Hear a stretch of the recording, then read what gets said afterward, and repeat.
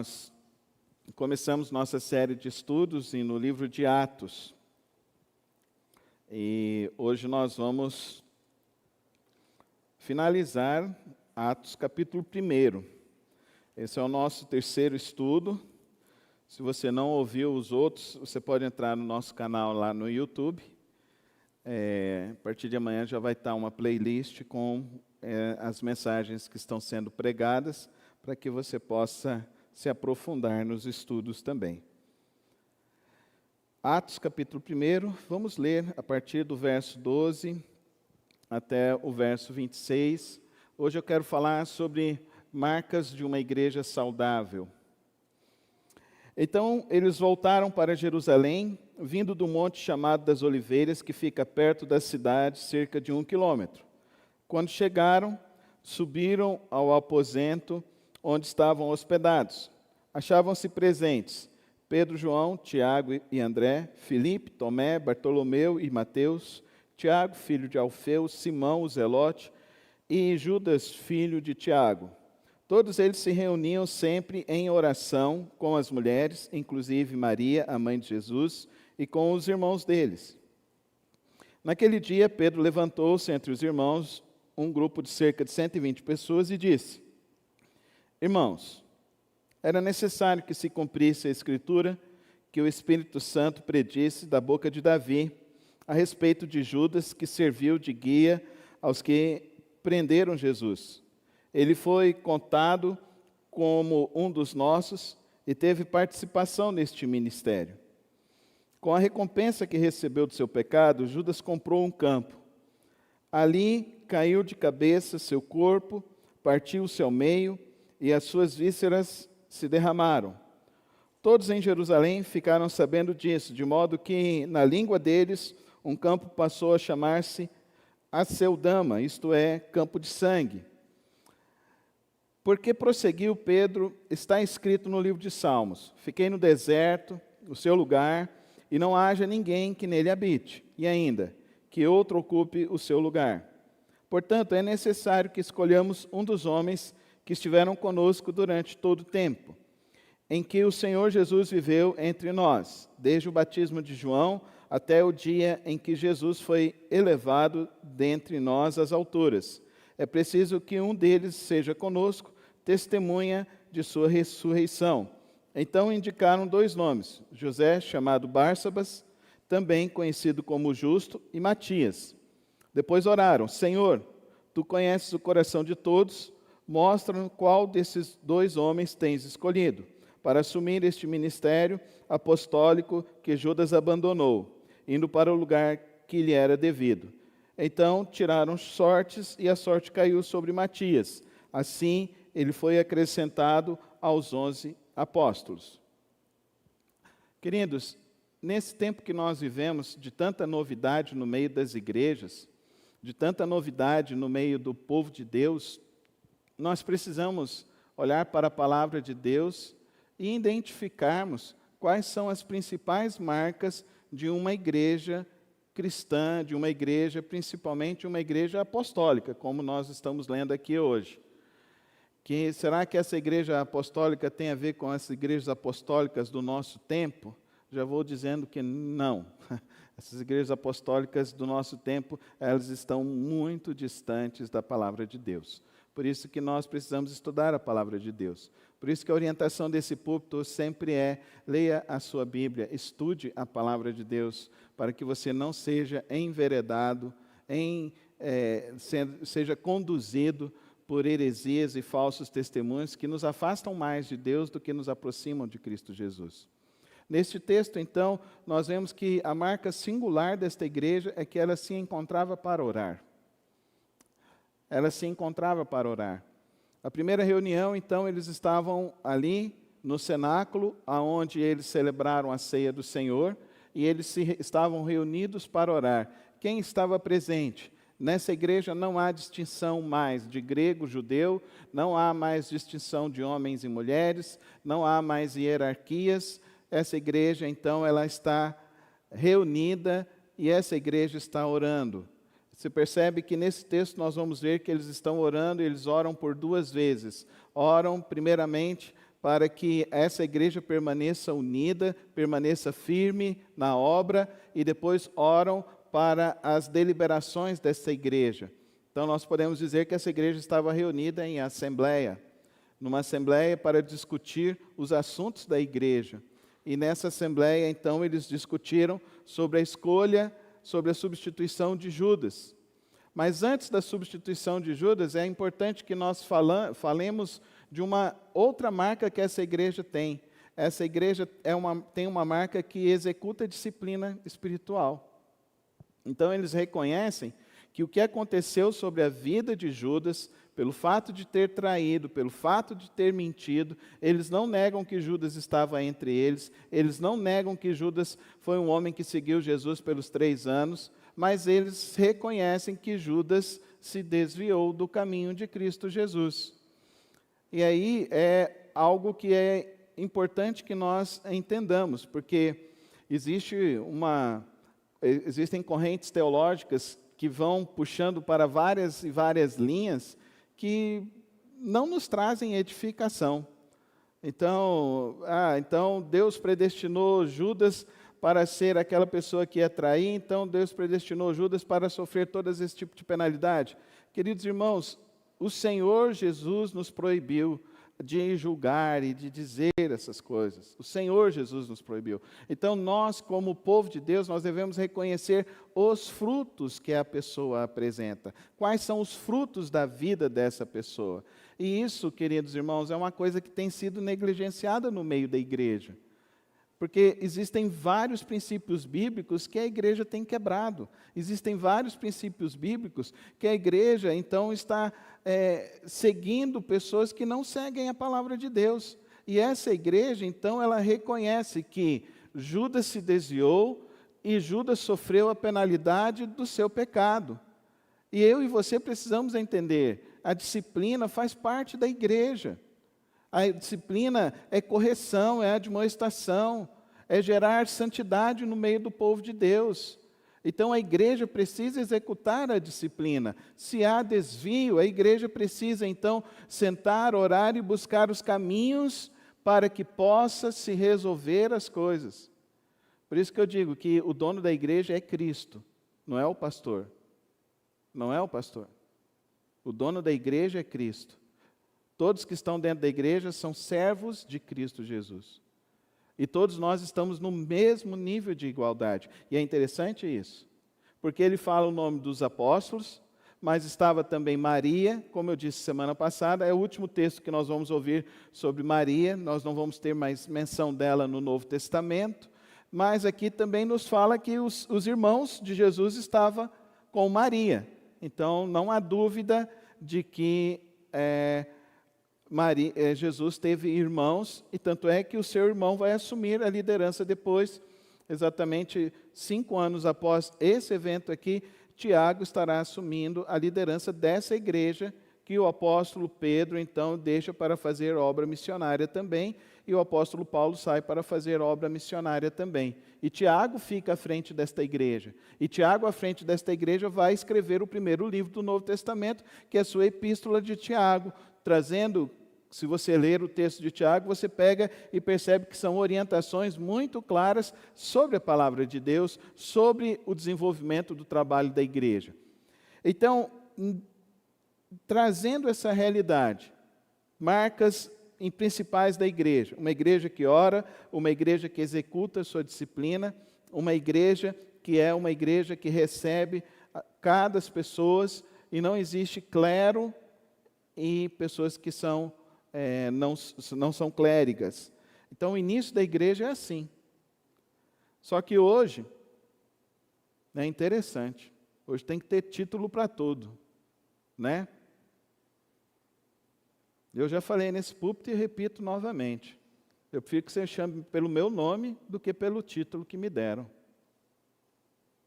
Porque esse título não serve para nada. O que vai servir no final das contas é se o nome Carlos estiver escrito no livro da vida. É isso que vai servir. O título não serve para nada.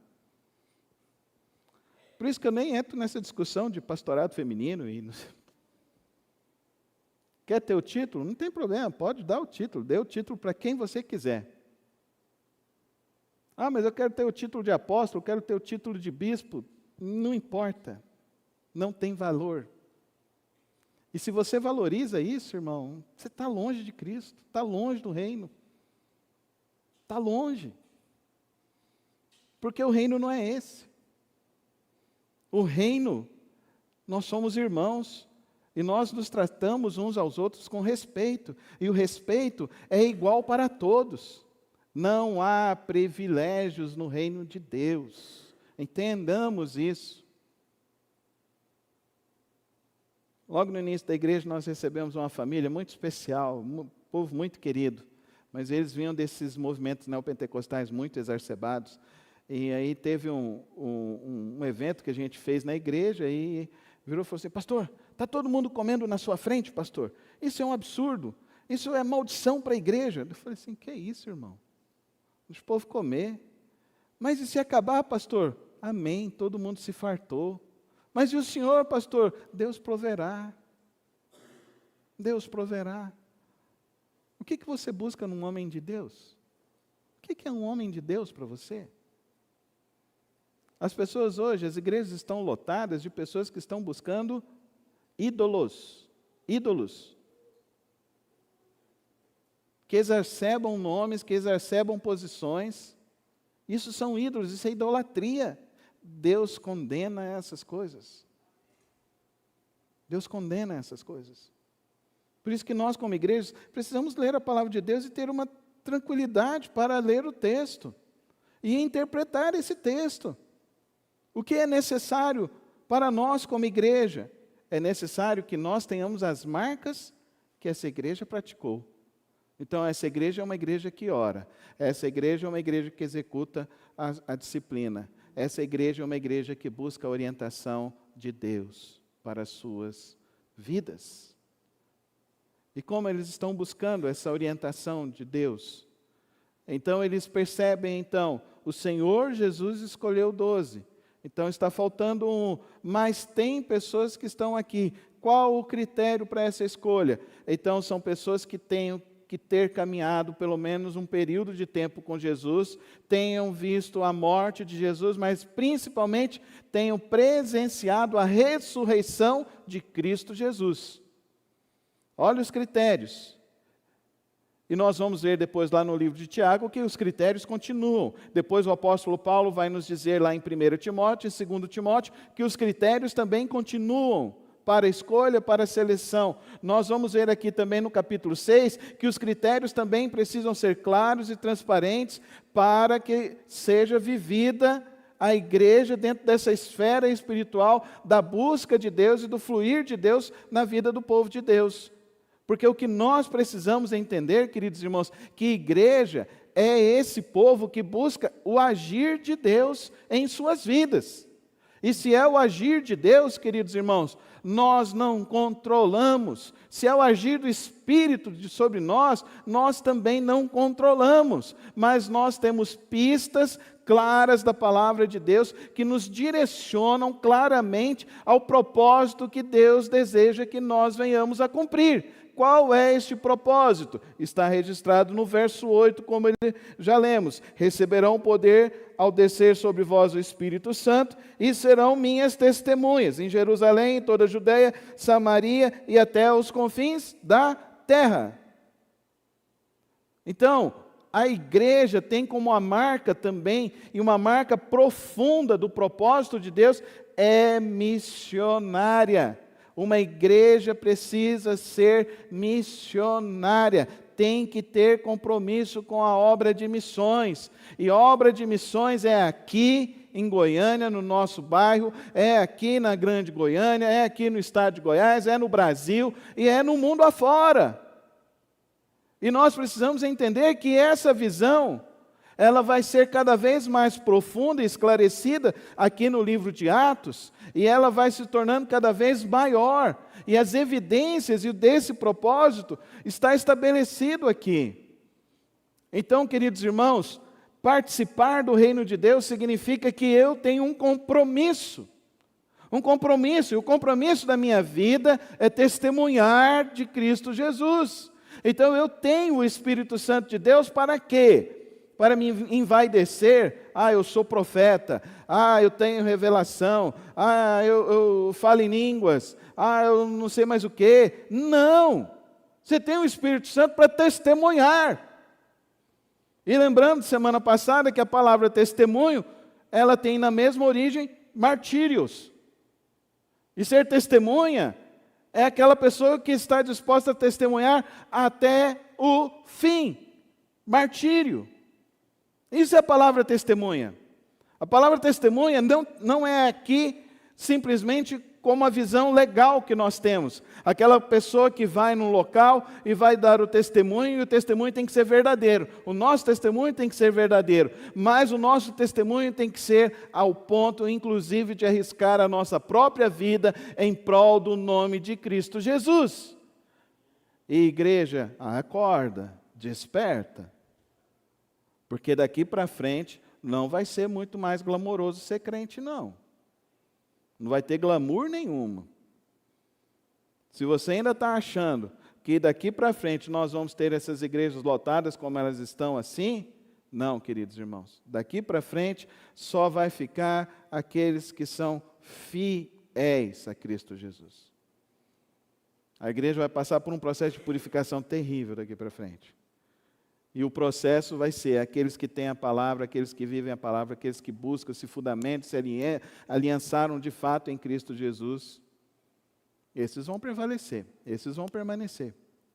Até o fim, até o encontro de Cristo Jesus.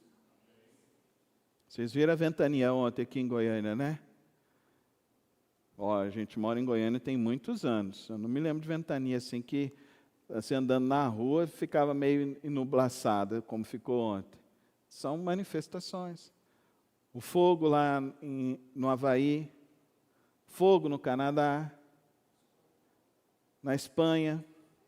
Nós estamos vendo essas coisas. E aí, o que nós vamos fazer como igreja? Nós vamos ficar igual os discípulos estavam lá parados olhando?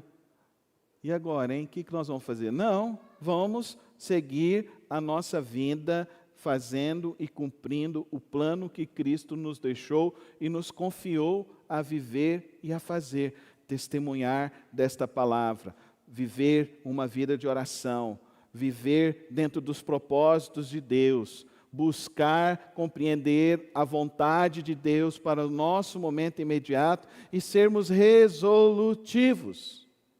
Essa igreja resolve problemas, ela não cria problemas. Ela resolve. Nós precisamos, como crentes, ser assim.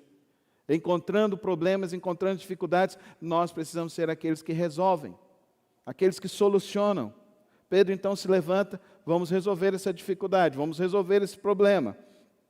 E nós vamos ver depois, na próxima semana, a chegada do Espírito.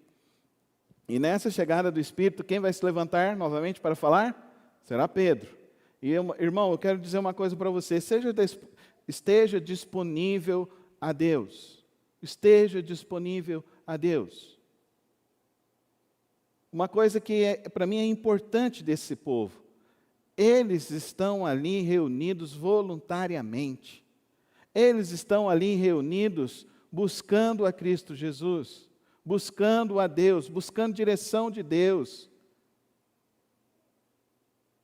Queridos, o contexto de perseguição já iniciou aqui. Eles viram o que fizeram com Cristo Jesus.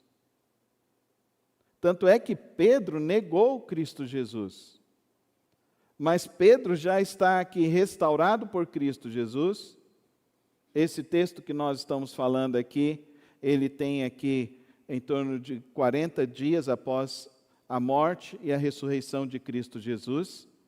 Então, nesse período de 40 dias, Pedro é restaurado na sua vida. E Pedro, sendo restaurado na sua vida, se torna disponível a Deus para fazer a obra de Deus. E como ele vai fazer a obra de Deus? Ele vai fazer a obra de Deus naquilo que ele pode realizar na obra de Deus. Então ele se levanta e vai escolher. Vamos então escolher mais um para fazer parte dos apóstolos. Na semana que vem nós vamos ver então que esse mesmo Pedro, ele se levanta e com intrepidez, eu acho maravilhosa essa palavra quando está escrita, com intrepidez. Então quer dizer o seguinte, que ele se levantou, ele não ficou com medo, não ficou com covardia, ele teve ousadia, ele se levantou e começou a anunciar a palavra de Deus com intrepidez. E ele começou, aqui eles estão meio que escondidos, mas na semana que vem o poder do Espírito vem sobre eles e eles são dotados então de uma coragem. Eles são dotados então de um agir e testemunhar. Queridos irmãos, a igreja não é covarde. A igreja, pelo contrário, a igreja, ela marcha a cada dia triunfantemente, cumprindo o seu chamado que Deus lhe confiou. O hino antigo já falava, resolutos avançai, trabalhando para o Senhor. Resolutos. Nós avançamos, trabalhando para o Senhor Jesus Cristo. Não é para homens. Essa obra não tem a ver com homens, essa obra tem a ver com Cristo, tem a ver com a obra de Deus, com o reino de Deus, com o anunciar a palavra de Cristo Jesus. A palavra que salva, que liberta, que cura, que promove a esperança, que transforma as vidas. É sobre essa palavra que nós estamos estabelecidos. É sobre esses desafios que nós estamos aqui para viver. Aí algumas pessoas perguntam, pastor, e esse negócio de lançar sorte? Então a gente tem que lançar sorte hoje em dia? Queridos, não se esqueçam, eles são judeus. Tá bom? Eles são judeus. Os judeus, no período do pós-exílio, eles chegam e eles estão contaminados com muitas coisas. E uma das coisas que eles estão contaminados é com urim e tumim. E aí eles jogam essas pedrinhas para dizer, para fazer a escolha aqui. Mas se Deus deu legalidade lá, nós temos essa legalidade aqui, pastor? Não, nós não precisamos disso. Nós não precisamos de superstição. Tanto é que aí você precisa entender os escritos de Paulo, quando ele vai nos dizer lá na sua carta de 2 Coríntios, que ele vai dizer então que eles estavam aqui reunidos e escolheram, mas não era a escolha de Deus.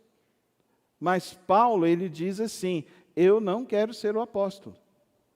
Eu não preciso ser o apóstolo. Mas por derradeiro, Cristo Jesus se apresentou a mim e me confiou esta missão e este projeto e esse trabalho. Mesmo Paulo não estando perto, mesmo Paulo, nós vamos ver quando chegarmos lá no capítulo 9, quando a igreja rejeita Paulo, porque Paulo era o perseguidor, Paulo que matou aqui Estevão. Lá quando Paulo é rejeitado pela igreja, e Barnabé se coloca, então, Paulo, vamos dar um tempinho, você precisa se preparar, você precisa estudar, você precisa se preparar, e Paulo então vai estudar aos pés de Gamaliel, fica ali pelo período ali de pelo menos 6, 7, 8 anos ali, estudando aos pés de Gamaliel, e aí quando Paulo volta, Paulo é reconhecido, e a igreja separa Paulo e Barnabé para irem na primeira viagem missionária. E como que acontece isso? Acontece com a igreja reunida. Aí, com a igreja reunida. Queridos irmãos, quando essa igreja está reunida e está orando, essa igreja vê coisas extraordinárias. Ela vê Deus libertando pessoas da prisão, ela vê Deus curando pessoas, ela vê Deus transformando vidas. Por isso que eu quero dizer para os irmãos nesta noite, nesta manhã aqui, refletindo sobre esse texto, sobre marcas de igreja saudável. Queridos irmãos, coloca isso no seu coração. É mais importante a reunião de oração do que os cultos públicos. É mais importante a reunião de oração. Porque é a primeira coisa que essa igreja faz. E se vocês fizeram um estudo apenas para perceber o que essa igreja viu como fruto da oração, isso já deveria colocar em nosso coração uma prioridade muito maior, de entendermos Que a igreja, quando se reúne, ela se reúne para orar. E quando a igreja se reúne para orar, coisas vão acontecer. Coisas vão acontecer. E começa acontecendo primeiro em nossas vidas, para acontecer em outras vidas. Eles escolhem então Matias, e Matias, o que ele faz? Eu estou aqui, estou disponível. Matias, então, se coloca disponível. Querido irmão e querida irmã, seu coração está disponível a Deus nessa manhã? Você está disponível a Deus? Você está disponível à obra de Cristo, ao reino de Deus? Então, querido irmão, se você está disponível a Deus, comece a ter uma vida de oração mais profunda. Comece realmente buscando mais a Deus. Comece realmente a desejar testemunhar de Cristo Jesus. Falar desse amor de Cristo Jesus. Nós vamos ver como é esse testemunho na próxima semana, o conteúdo desse testemunho na próxima semana. No decorrer desse estudo, nós vamos vendo esses encontros que a igreja tem em oração. E como eu sempre digo aqui deste púlpito, aqui não é uma reunião qualquer, aqui é uma reunião singular, singular, porque aqui Deus se manifestará. E Ele sempre se manifesta. E Ele não precisa provar nada para ninguém das manifestações dEle, porque Ele age no coração, no íntimo, nas vidas. É uma reunião singular, porque quando o nosso coração está em Cristo, desejoso de cumprir o propósito de Cristo, desejoso de fazer a vontade de Deus, desejoso de ouvir a voz de Deus e viver a voz de Deus, as vidas são transformadas, famílias são transformadas, cidades são transformadas, o mundo é transformado. Houve uma grande recessão nos Estados Unidos no ano de 1850. Muitas pessoas quebraram, ficaram em falência, muitas pessoas foram para as ruas e começaram a mendigar. Um irmão em uma igreja,